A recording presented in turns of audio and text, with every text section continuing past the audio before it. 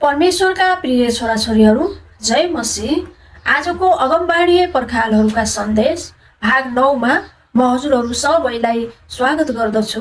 यो सन्देश सुनिरहनु भएको तपाईँ विशेष व्यक्ति, तपाईँ आजभोलि बहसबाट टाढा बस्न मन पराउनुहुन्छ।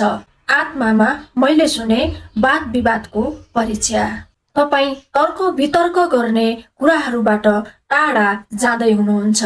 यो तपाईको निम्ति एउटा परीक्षा थियो, जुन चाहिँ शैतानले तपाईलाई फसाएर उकास्नको निम्ति वाद विवादमा पार्न खोजिरहन्थ्यो। किनकि जुन कुराको लागि तपाईँ निरन्तर प्रार्थना गरिरहनु भएको छ, त्यो प्रार्थनाको उत्तर चाहिँ तपाईले नपाएर बिचैमा त्यो नष्ट भएर हराएर जाओस् भनेर त्यसरी शैतानले जाल खेलिरहेको थियो।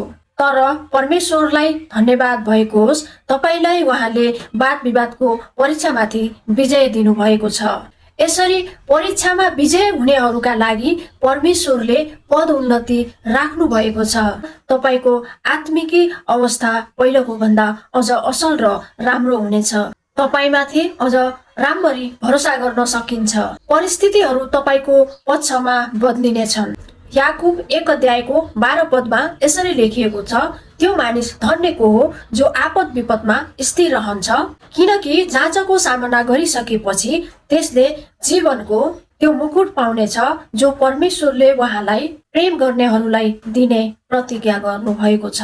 आमेन। परमेश्वरले यस वचनद्वारा प्रशस्त आशिष दिनुभएको होस्। जय मसीह।